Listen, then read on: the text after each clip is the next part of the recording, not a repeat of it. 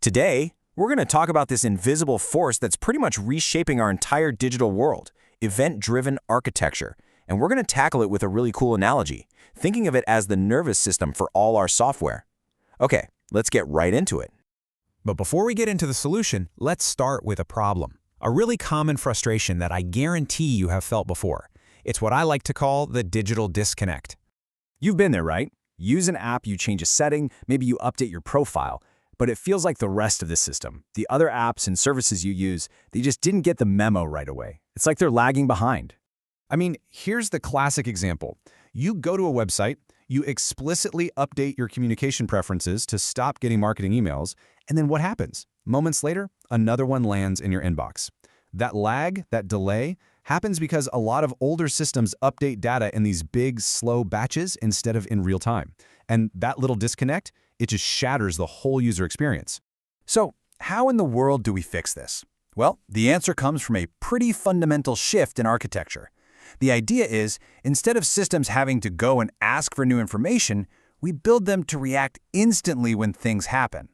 And this is where we get to the digital nervous system. So at its core, event-driven architecture, or EDA for short, is all about flipping the script. Instead of one system constantly poking another, kind of like a kid in the backseat asking, "Are we there yet? Are we there yet?" Systems now just broadcast important changes. We call these events. And any other part of the system that cares can listen in and react immediately. And this is our main analogy for today, and it works so well. Just think about how your own nervous system works. When you touch something hot, you don't think about it. You just pull your hand away instantly. EDA lets our digital world do the same thing. An event like order placed acts just like a nerve impulse, firing off signals to the inventory system, the shipping department, and the billing service all at the exact same time. Okay, so what are the key pieces that actually make up this digital nervous system? Let's take a look at the anatomy of it. All right, let's break this down. First up, you have message brokers. The easiest way to think of these is as the system's central post office. They sort and route all the event messages, making sure they get to the right destination. This is huge because it means a problem in one area doesn't cause a total system-wide shutdown. Then you've got serverless compute. This is the muscle. It's like having a team of workers on standby who just leap into action the second a message arrives, do their specific job, and then go back to waiting. It's super efficient, especially for handling sudden bursts of activity. And finally, the publisher-subscriber model. That's how everything communicates. It's kind of like a public announcement system. One service publishes a message, and any other service that's subscribed to that topic hears it and can react. It's way simpler than trying to create a direct connection between every single service. So, with all those building blocks in place, an EDA can coordinate these incredibly complex actions across tons of different services, and it all happens almost like a reflex. Let's see how that coordination actually works. It turns out there are two main ways this can go down. The first one is called choreography. And honestly, the best analogy is a flash mob. Every dancer knows the plan, they know the music, and they react to the other dancers around them without some director yelling instructions. It's totally decentralized, which makes it really resilient. The other style is called orchestration. This is much more like a traditional orchestra with a conductor out front. You have one central orchestrator service that tells every other service exactly what to do and when to do it. You get a lot of control this way, but you also create a single point of failure. If your conductor gets overwhelmed, the whole symphony falls apart. And this is a brilliant example of that choreography style in action. It's called the saga pattern. So imagine you're placing an order online. Step 1, the order service finalizes the order and basically shouts, "Order placed!" Step 2, the inventory service hears that, it updates the stock count, and then it shouts, "Inventory updated." Then, step 3, the payment service hears that event and processes the payment. You see, it's a chain reaction. Now here's the really clever part. What if something goes wrong? Let's say the payment fails. The system automatically triggers what are called compensating events to go back and undo the previous steps, like adding the item back to inventory. This way, everything stays consistent without all the systems being rigidly locked together.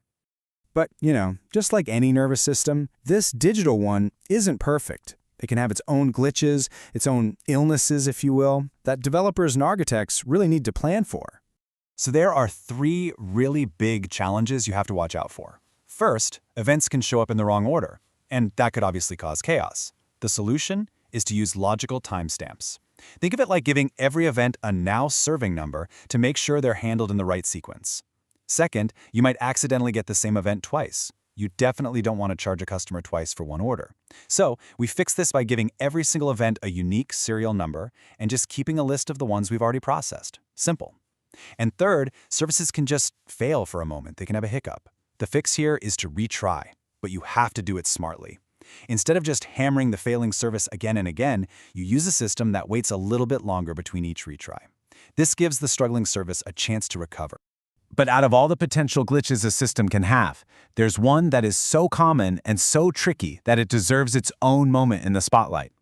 What happens when the events themselves need to change? How do you update your system when older parts of it are still expecting messages in the old format?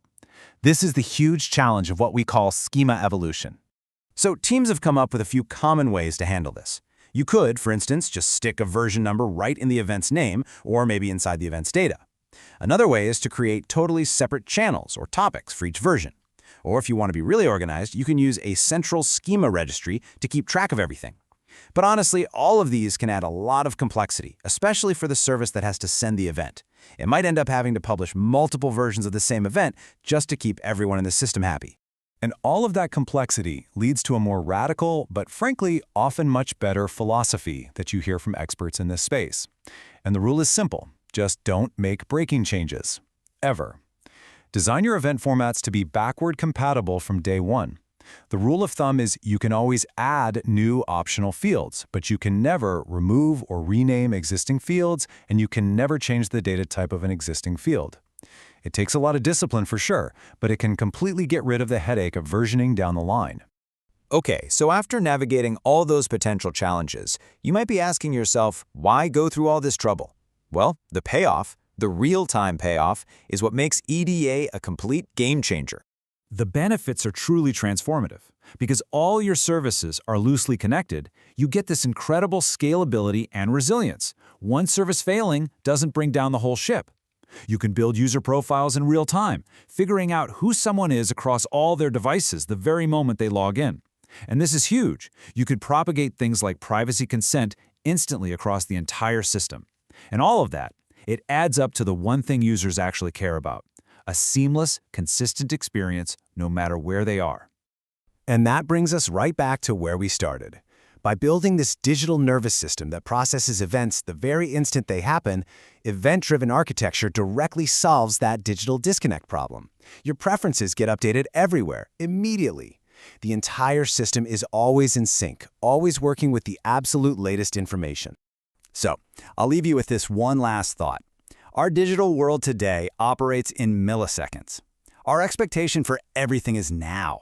And in that kind of environment, any system that's built on waiting around for the next batch process just feels like a relic from another era. So the real question isn't if our systems need to be real-time anymore, it's how much longer any system can afford not to be.